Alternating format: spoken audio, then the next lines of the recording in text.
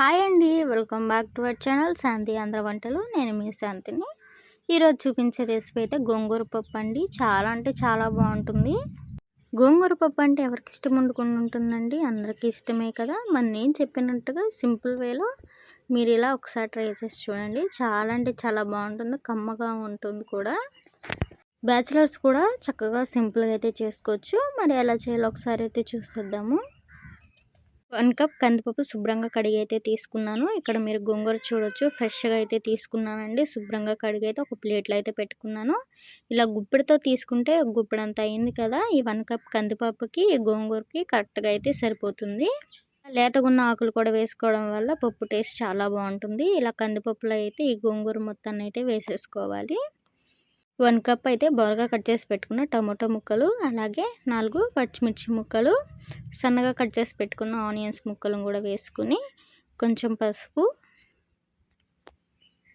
కొంచెం ఒక 1 spoon oil వేసుకుంటే సరిపోతుంది. మనం పోపు అయితే వేసుకుంటాం కాబట్టి ఆయిల్ వేసుకోవడం వల్ల పప్పు అనేది మెత్తగా ఉడుకుతుందండి. ఇక్కడ నేను కొంచెం చింతపండును అయితే వేస్తున్నాను. గోంగూర మీరు తీసుకునే పులుపుదనాన్ని బట్టి చింతపండును అయితే వేసుకోవాలి. ఇక్కడ 2 గ్లాస్ వాటర్ని అయితే వేసుకుని కుక్కర్ లిడ్ అయితే పెట్టేసుకుని 3 విజిల్స్ వచ్చేంత వరకు మంచిగా కుక్ చేసుకోవాలి. ఇక్కడ మీరు చూడొచ్చండి, పప్పు కూడా చక్కగా మెత్తగా అయితే ఉడికిపోయింది కదా. ఇక్కడ 1 స్పూన్ కారము, మనం ఆల్రెడీ పచ్చిమిర్చి వేసుకున్నాం కాబట్టి కారం అనేది చూసుకుని అయితే వేసుకోవాలి. మీ రుచికి సరిపడినంత ఉప్పు వేసుకుని స్మాషర్తో అయినా లేదా పప్పు గుత్తితో అయినా చక్కగా మెత్తగా అయితే మెదుపుకోవాలి. బాగా అంత మెత్తగా కాకుండా కొంచెం కోర్సులా మెత్తగా చేసుకుంటే సరిపోతుందండి. పప్పు ఎప్పుడైనా సరే బాగా మెత్తగా ఉంటే టేస్ట్ అనేది బాగోదు. కొంచెం కోర్సులా చేసుకుంటే బాగుంటుంది. ముందుగా మన ఛానల్ చూస్తున్నవారు మరిన్ని రెసిపీస్ కోసం మన ఛానల్ని సబ్స్క్రైబ్ చేసుకోండి. అలాగే పక్కన ఉన్న బెల్ ఐకాన్ కూడా యాక్టివేట్ అయితే చేసుకోండి.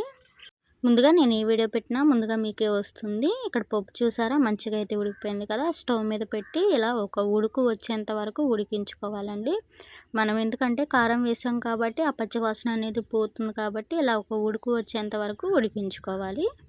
ఇప్పుడు ఒక ప్యాన్ అయితే పెట్టేసుకుని 2 టేబుల్ స్పూన్ల ఆయిల్ అయితే వేసుకోవాలి. దీనిలో పచ్చిపప్పు, మినపప్పు, ఆవాలు, అలాగే 3 ఎండుమిర్చి ముక్కలు, వెల్లుల్లి దోరగా అయితే ఫ్రై చేసుకోవాలి. దీనిలో 1 స్పూన్ జీలకర్ర వేసుకోవడం వల్ల ఫ్లేవర్ అనేది చాలా బాగుంటుందండి. సన్నగా కట్ చేసి పెట్టుకున్న ఆనియన్స్ని కూడా వేసుకుని గోల్డెన్ బ్రౌన్ కలర్లో వచ్చేంత వరకు లో ఫ్లేమ్లో పెట్టుకుని ఫ్రై చేసుకోవాలి. ఇక్కడ మొత్తం అంతా ఫ్రై అయిపోయిన తర్వాత ఫ్రెష్గా తీసి పెట్టుకున్న కరివేపాకును కూడా వేసుకుని ఆయిల్లో చిట్లించుకోవాలి. కరివేపాకు ఎక్కువ వేసానండి, ఆ ఫ్లేవర్ అనేది చాలా బాగుంటుంది పప్పుకు అనేది. ఇప్పుడు మనం ఉడికించి పక్కన పెట్టుకున్నాం కదా ఆ పప్పు మొత్తాన్ని అయితే పోపులో అయితే వేసేసుకున్నాము. ఇలా ఒకసారి కలిపేసేసుకుని ఒక ఉడుకు వచ్చేంత వరకు ఉడికించుకోవాలి. అంతేనండి, రెడీ అయిపోయింది గోంగూర పప్పు అనేది. చాలా అంటే చాలా బాగుంటుంది. మరి నేను చెప్పినట్టుగా ఇలా ఒకసారి ట్రై చేయండి. సింపుల్ ప్రాసెస్లో అయితే చేసేసుకోవచ్చు. కొత్తగా మ్యారేజ్ అయిన వాళ్ళు కూడా అయితే చేసుకోవచ్చు. మరి ఈ రెసిపీ మీకు నచ్చిందని అనుకుంటున్నాను. సింపుల్గా అయితే ఉంది కదా. మరి ఈ రెసిపీ మీకు నచ్చినట్టయితే లైక్ చేసి షేర్ చేసి సబ్స్క్రైబ్ అయితే చేసుకోండి. Thank you for watching.